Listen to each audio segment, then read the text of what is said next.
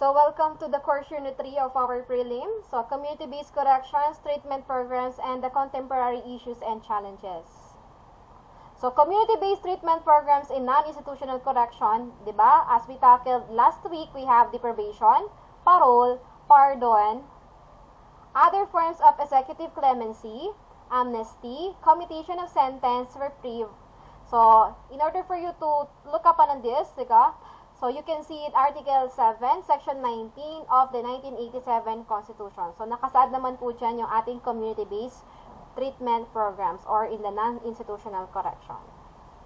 So, okay, these are the various community-based treatment programs that may apply in different stages. So, we have the pre-trial, trial or adjudication, and post-trial. So, during this time, the pre-trial, trial or adjudication, and post-trial, dyan po nagkakaroon ng chances na mag-apply or ma-acquire nila yung tinatawag nating community-based treatment programs. Kasi 'di ba, normally ang nangyayari is institutional correction sa mga agad kulungan, 'di ba? Pero paano ba nila na-acquire yan, ma'am? Or kailan ba nila na-acquire yan? During pre-trial or kapanwari magsa-set pa lang ng trial or parang nagkakaroon pa lang ng paglilitis?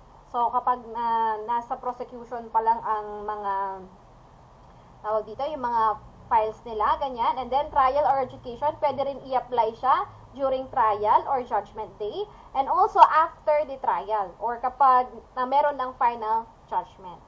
So, these are the three different stages. Again, pre-trial, trial or adjudication, and post-trial. Now, so, treatment programs during pre-trial stage. Ano ba yung pre-trial stage? Meron na kayong law ngayon, di ba? Meron ba kayong criminal procedure? Wala po. Wala pa. So, meron kasing another, tawag dito, rules on, yan, sa pag-trial na ganyan, or yung mga sunod-sunod, meron kayong pre-trial stage bago tayo pumunta sa mismong trial. Sa pre-trial stage, dito nangyayari yung parang settlement muna kung ano yung pag-uusapan during the trial. Okay? So, dito pa lang pinapakita yung mga evidences or ano yung gagamitin ng mga evidences or kung ano ba yung i-apply nila. Okay? So, wait lang. So, the katarungang pambarangay is a unique and indigenous way of settling disputes and treating offenders at the smallest political unit level or the village or barangay. Di ba napag-aralan na natin to noong sa CLO 112 nyo? If you could remember dun sa ating introduction to Philippine Criminal Justice System, yung pinakauna doon is yung katarungang pambarangay. So, kailan ba nagkakaroon ng katarungang pambarangay? Di ba? Sabi nga niya dyan, it is an indigenous way of settling disputes at the smallest political unit level. Ano ba yung smallest political unit level natin? This is the barangay. So, barangays are the basic political unit of the Philippines. So, it is aimed to provide amicable settlements for disputes through mediation, conciliation, or arbitrations among the family or barangay without resorting to the courts. So, minsan, dito pa lang, minsan na-apply na rin yung ating tinatawag na community-based corrections. Usually sa mga youths, di ba? Without sorting or pumunta sa ating pinaka-korte para isettle ang disputes na yan, sometimes the community-based corrections, di ba? Yung kanwari, rehabilitations, ayan, pwede pumunta dyan. So, next, release on recognizance. Wait lang ha. Okay, sige. Release on recognizance. Ano ibig sabihin ng release on recognizance? It is a type of bail. Alam niyo ba yung bail?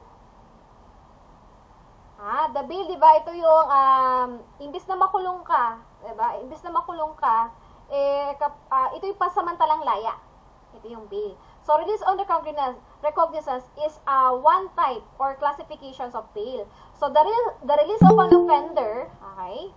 The release of an offender into custody of a responsible person in the community instead of posting a bail bond. So, usually kasi, ang form natin ng bail is bail bond or magbabayad sila, di ba? Doon sa kanilang pansamantalang laya. Sa release on recognizance, ganito ang nangyayari. Merong isang taong responsible lang para doon sa pansamantalang laya ng isang inaakasuhan na tao. Okay po, sabi nga niya, release of an offender into the custody of responsible person. Usually, sino yan? Barangay captain or someone na pwede nilang pagkatiwalaan within the barangay. So, that is release on recognizance. Ma'am, hindi sila magbabayad nun? Hindi. Pero, again, on release on recognizance, hindi naman po lahat ng batas or hindi naman lahat ng crimes doon applicable po ang release on recognizance. There are just certain crimes wherein pwede kang mag-post bail by just using that release on recognizance. Naintindihan po. Next, other diversion services. So, referral of juveniles to the Department of Social Welfare and Development. Ayan, yung sinasabi kong mga rehab. And assist youths who have come in conflict with the law as early as when they come to the attention of the lupon tagapamayapat at the barangay to divert them from the criminal justice system. Okay? Kasi yung mga youth natin, di ba, kung hindi pa sila legal age, okay, meron kayong juvenile justice ngayon. You have the subject of juvenile justice today. Di ba? Yan, mapag-aaralan yung juvenile justice system. Meron kasing batas under RA 9344 na hindi pwede or bawal pang makulong yung mga youth or yung mga children na na-commit ng crime below 18 years old. Diba? So, ano pong nangyayari sa kanila? Ito, treatment programs during this diversion services ng ating mga juvenile. Dinadivert po sila or kinocommit sila sa ating DSWD. So, ibig sabihin, si DSWD po ang merong karapatan na maglitis or mag-ayos ng disputes na nagawa nitong si youth. Next. So, treatment programs during trial or adjudication stage. Yung kanina, it is a pre-trial. Wala pa pong mismong kaso. Ito, what if nasa trial na? Meron ng formal charges na napasa. So, the treatment programs during trial or adjudication stage. Suspended sentence for youth sentence. Naalala nyo ba yung suspended sentence or parang postponement? Anong tawag nyo doon? Anong tawag nyo doon? Dun sa suspended sentence or postponement lang. That is? Reprieve. Reprieve, diba? Okay. So, a youth, ito tandaan nyo, a youth whose age is 16 years old was charged with murder, okay? After trial process, he was found guilty. What when will happen to the youth? For example, 16 years old ka. Sabihin natin si Adrian Angeles. Ayan, 16 years old pa lang siya. Tapos, accidentally, napatay niya si Mr. Bermar David. Okay? So, he committed the crime of murder. Due to his anger, di ba, nangaasar si Bermar David, pinatay niya si Bermar David. Si Adrian Angeles ang tinutukoy ko, just an example. So, anong mangyayari no? So, nagkaroon ng trial. Diba? After the trial process, he was found guilty. Nakita nila na guilty at the age of 16 into a murder itong si Adrian Angeles. What will happen to him? Makukulong po ba siya? So, eto na, maa-apply na yung tinatawag nating community base. Paano? The youth will be still given the just penalty for the crime he or she committed. Next, but, tingnan nyo instead of the promulgation of the judgment, okay, the sentence will be suspended and the youth will be committed to the DSWD. So, hindi po siya makukulong under ng Bucor, under ng BGMT. Okay? Anong mangyari sa kanya? At the age of 16 years old, napatunayan na guilty siya, okay? Ang magkakaroon ng parang custody sa kanya is yung DSWD. Or sometimes, dadalhin siya sa mga youth rehabilitation centers. Okay? Or other similar institutions. When he or she, ayan, kamara, 16 years old pa lang si Adrian Angeles, when he or she reach the age of majority, that is when it will be decided what should be done on his pending sentence. Naintindihan niyo po ba? Nagets nyo yan. So, kanwari, nakapag-commit kayo ng any child or any youth na nakapag-commit ng crime at the age of below 18 years old, tapos nag-go ng trial and then napatunayan na guilty siya, okay? Tandaan nyo, hindi po yan magsaserve ng sentence sa loob ng kulungan. Anong ibibigay sa kanya?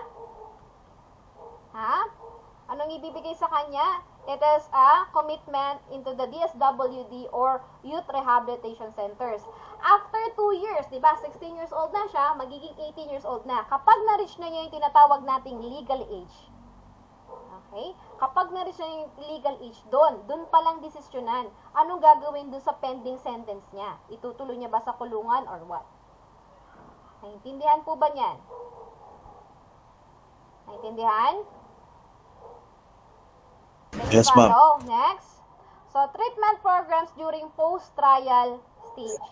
Tapos na yung trial. So, we have this what we call open prison program. So, maintenance of penal colonies and farms outside of prisons where the serving prisoners can bring their families. Merong open prison programs po sa under ng Bucor. Di ba, pinag-aralan nyo rin yung mga 7 penal colonies. Tapos, di ba, ang lalaki nila? And sometimes they can bring their own family doon. So, this is being supervised by the Bucor. So, those some of 7 national penitentiaries which are utilized as penal colonies. Yung open prison programs na to helps the reintegration and readjustment of ex-offenders to the community. Naintindihan po ba? Yan ang open prison program natin. Next. Probation. Okay. So, parang uulitin lang natin yung mga na-discuss na last week. Pero, mas mahaba siya ngayon. So, probation, sabi nga dyan, it is a privilege. Okay. Always remember that not everyone has the right to acquire the probation. Privilege lang po ang probation. Okay. A privilege granted by the court to a person convicted of a criminal offense. The convicted person who is released and placed under the supervision of whom? Sino nga? The probation officer. Or yung tinatawag natin parole and probation officer. So, subject to the condition which the court may impose. Again, probation is just a mere privilege and not a right. Always remember that. And probation shall be filed. Eto ha. Probation shall be filed within the period of perfecting an appeal. Ma'am, ano po ba yung perfecting an appeal? Balik tayo dun sa mga pinag-aralan nyo noong CJS. Okay? Diba, ilang days ang perfecting an appeal? Ilang days? 15. 15. Very good. Okay, diba? For example, nagkaroon na ng judgment. Itong promulgation of judgment, itong si judge. Sabi niya, you're guilty. Diba, meron siyang 15 days para mag-appeal if tinatanggap niyang guilty siya or hindi sa isang crime. So, itong probation na to, okay, kung mag-a-apply ka or gusto mong mag-acquire ng probation, okay, kailangan, mag-apply ka within that appealing period. Okay? Unless, kapag natapos na yung 15 days na yan, hindi ka na pwedeng mag-apply. So, therefore, okay, if you already applied for probation, okay, if you already applied for probation noong nagkakaroon tayo ng perfecting an appeal, in a period of perfecting an appeal, therefore, wini-waive mo na po, okay, you automatically waive your right to appeal. Kasi nga, di ba, bakit ka mag-a-apply sa probation kung hindi mo tinatanggap na, alin ka? Convicted ka or guilty ka doon sa crime charge sa'yo. So, probation, sabi niya, does this mean that a person has already been convicted? Yes. Okay po? But remember, appeal is a part of court trial process. And when a person applies for probation, he is waiving his right for an appeal. So, kapag next week, mapag-uusapan din natin yan yung about probation kung paano nag-a-apply dyan. Naintindihan? Meron tayong amendatory laws kasi sa probation which is RA 10707. Nung dati kasi, meron pang meron tayong yung may right, may karapatan kang mag-apply ulit or maalisin yung karapatan mong mag-apply ulit. Okay, again, probation. So, this is just an introductory part about probation. May tanong kayo about probation? Kailan nga siya na-apply? During the times of perfecting an appeal. And that is 15 days after the promulgation. Therefore, you are waiving your right to appeal from the decision or the judgment given by the court. Okay po ba tayo doon? May tanong kayo? Do you have any questions about probation? May tanong? Wala. Next, parole. Okay, parole. So, it is a conditional release. Again, parole is a conditional release of a prisoner from correctional institution after serving the minimum period of prison sentence. Kung i-compare natin ang parole at probation, sa probation, nag-undergo muna siya ng trial, di ba? Nakulong na ba siya? Nakulong na ba siya doon? Doon sa probation? Hindi po.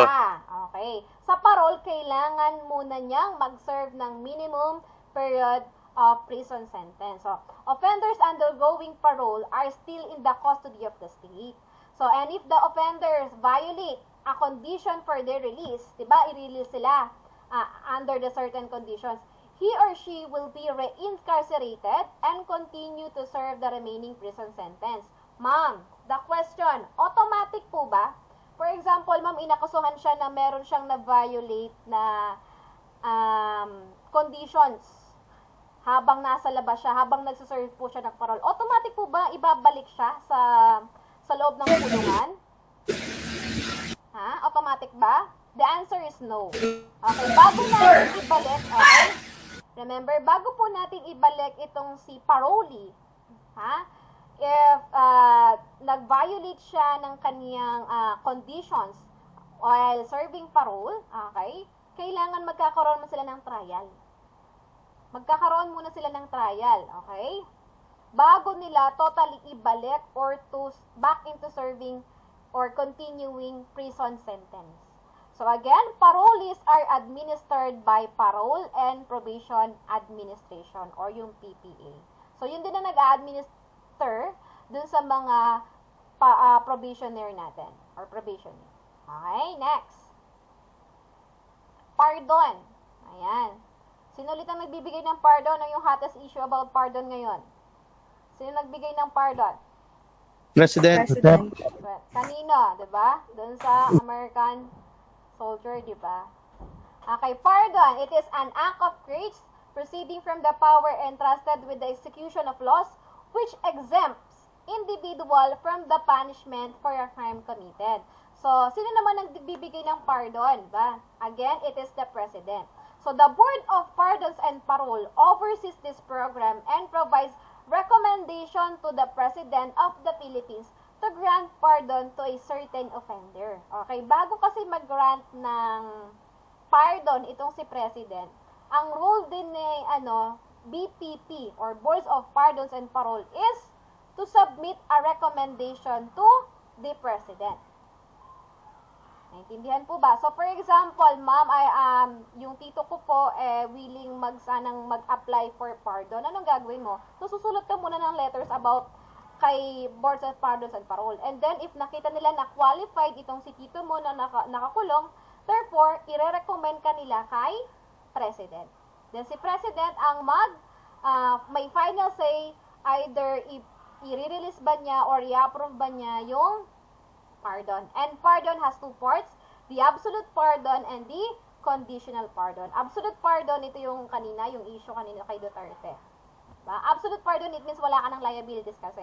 Pero kapag conditional pardon naman, ayan, you will live under the conditions.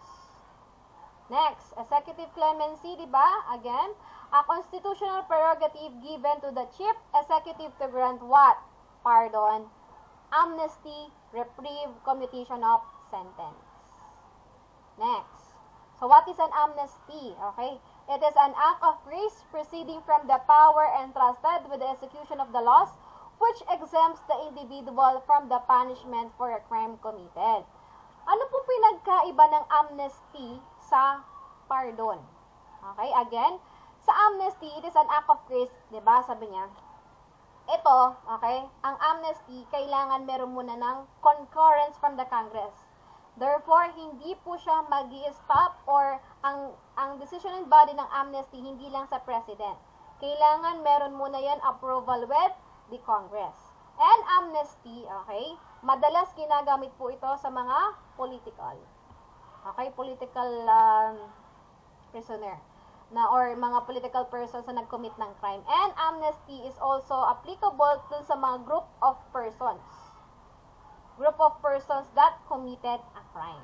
Next, commutation of sentence. Alam niyo na to, di ba? Ano ang commutation of sentence? It is the reductions of the duration of prison sentence of a prisoner. Next, Reprieve. O yan, alam na alam nyo din yan. The deferment of the implementation of the sentence for an interval of time. So, it does not annul the sentence but merely postpones or suspends its execution. So, reprieve, again, ulitin ko lang po, hindi niya pinaalis ang punishment. But, it is just a mere postponement. Or parang, wag muna ngayon, di ka muna bibitayin ngayon. Sa susunod na muna. Next. Ito. Contemporary issues and concerns on community-based correction. So, when we say contemporary, it means these are the new issues or the new arising issues about nowadays. So, contemporary issues and concerns on community-based correction. So, while community supervision clearly costs less than incarceration, in many instances, the low cost is a result of large caseloads and a lack of key services. Diba, alam natin na isa sa mga solusyon na binibigay sana ni community-based correction is mas kokonti po yung gagastusin ng gobyerno when it comes to sa mga incarcerated person or yung mga nakakulong. Dahil nga, less na yung mga papakainin nila dahil nag-acquire sila ng community-based correction. However, sabi nga niya, the low cost is a result of what? Large caseloads and lack of key services. It means parang tumatambak din ang trabaho. So, without funds, diba, sufficient to ensure that people are receiving appropriate and individualized supervision, communities may see high failure rates and increased victimization. So ang nangyayari dyan dito sa ating community-based correction, nakita din nila, okay, the members of the community, since diba nakalaya sila, yung ating mga nag-grant ng programs under community-based correction, di ba nakikisalamuha na sila within the community. Therefore, nakikita din nila there is a high failure rate or parang palpak din ng community-based correction. Bakit? Kasi nadadagdagan or nai-increase lang yung victimization. Di ba? Parang kasi imbis na nakakulong siya, nasa malaya siya within the community and pwede niyang gawin or ulitin. Malaki yung probable chance na ulitin niya yung crime na ginawa niya. So, dumadami tuloy yung nabibiktim niya. Next, there will be delayed costs rather than avoided costs as understaffed agencies return probationers and parolees to jail and prison beds on violations of probation or parole conditions of rules. So, ito rin ang nangyayari. So, dahil nga minsan hindi siya effective, ang nangyayari po, yung mga probationers, yung mga tao or yung mga offenders natin na nag-avail ng probations and parolees, madalas sa kanila, bumabalik din ng kulungan. Bakit po? Kasi, nagko-commit din sila ng mga violations dun sa mga conditions nila.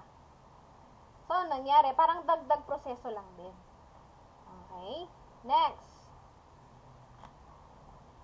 One-size-fits-all conditions. Ano bang ibig sabihin ng one-size-fits-all conditions? So, the job of probation and parole officers, one day, pwede rin kayo mag-apply ng ganito.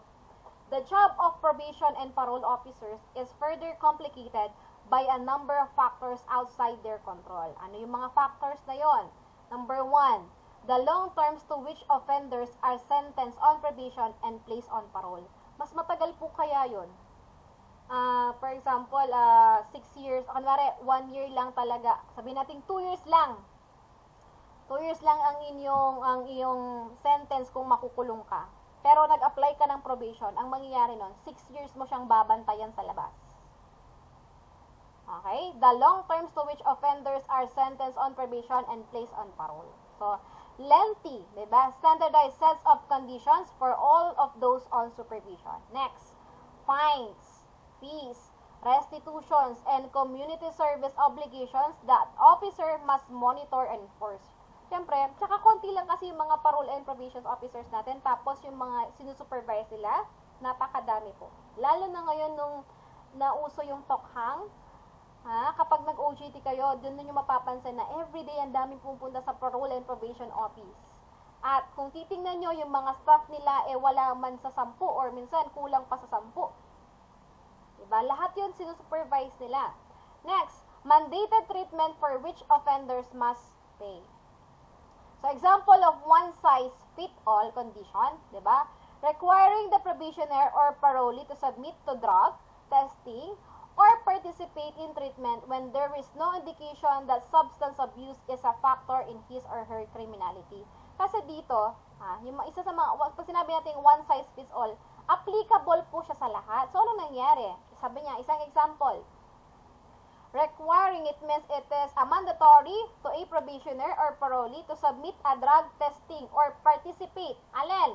Doon sa treatment when there is no indication that substance abuse is a factor in his or her criminality. Therefore, kahit wala ka naman issue about drug abuse, okay, since, di ba, nasa isang program kayo, mag-undergo ka rin ng mga treatment, magpa-participate ka rin ng treatment under ng mga drug abuse.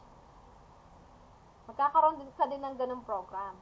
So what will happen? These kinds of conditions can frustrate offenders, expose them unnecessarily to more high-risk people and lifestyle. Bakit? Imbis na wala na siyang alam about drugs, baka dahil pinag-undergo mo siya ng programs niya na about drugs, mas natuto pa siya dun sa mga nakakasama niya. So, more high-risk people and lifestyle and provide grounds for violation and revocation. Next, another contemporary issue. Lack of differentiation in case supervision. Paano to? So, supervision programs without a focus on treatment do not, in general, produce a reduction in recidivism rates. Again, what is recidivism? When we say recidivism, ito yung tendency na uulitin mo lang yung ginawa mong crime.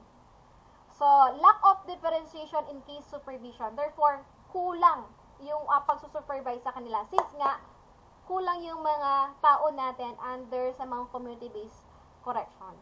So, the combination of long list of standards, conditions of release, and the use of contact standards in defining success can lead to the supervision that is delivered uniformly. Dapat kasi talaga, okay, ang rule kasi talaga, okay, kapag nag-undergo kayo ng probation and parole, kailangan specific yan sa isang tao. For example, si Christian Pagarigan, tapos si Ashley. Okay, si Ashley, nakulong siya dahil sa drugs. Si Christian naman, nakulong siya dahil sa murder. Ang tanong, anong mangyayari? Kapag ang nangyayari kadalasan dapat iba yung program kay Christian, iba rin dapat ang program sana kay Ashley. Since si Ashley, it is drug-based crime yung kanya. And si Christian naman, sabihin natin may psychological defect. Ganon. So, paano mangyayari nun? Ano nangyayari dito sa lack of supervision and case supervision? Ang nangyayari po, para-pareho na lang. Imbis na uniquely sana ang treatment sa mga, sa mga nag-a-acquire ng community-based correction. Kaya sabi niya, it is delivered uniformly rather than delivered uniquely. Kasi nga, 'di ba, iba-iba naman dapat talaga ang treatment sa mga offenders natin kasi iba-iba rin ang crime na meron sila. So, regardless of the risk of the individual parolee or probationer, presents or the issues that might be driving that risk. Next. Use of incarceration as a primary sanction. So, paano naman to? Many people are sent to prison or jail for breaking the rules of probation or parole. So, the so-called technical violation, even though they did not commit a new offense. Anong mangyari? Ayan pa. Natatandaan nyo ba? Sabi ko kanina, kapag ba nag-violate po ang isang parolee, ang isang probation, ang isang taong nag-acquire ng probation is automatically ikukulong na po siya agad? No, dapat mag-a-undergo muna ng trial. Pero ano nang nangyayari? Ang primary sanction po nila, minsan ini-skip na nila yung tinatawag nating investigation. Anong nangyayari? Sabi niya, many people sent to prison or jail for the breaking rules of probation and parole, or so what we call technical violation, even though they did not commit a new offense. Or parang wala pa namang ebidensya na magpapatunay na talagang lumabag sila doon sa mga conditions na binigay sa kanila. So, in many cases, when community-based correction failed, a return to jail or prison is unnecessary to protect public safety and make things worse as serving time in prison has been shown to increase the risk of future offending, not to decrease it. So, ang nangyayari, imbis na magkaroon ng investigation dahil pinapadali or dahil madami nga silang caseloads, So, ang primary sanction na binibigay nila agad, automatic na yan, balik kulungan. O paano kung ano lang yun, siniraan lang siya ng isang tao, di ba?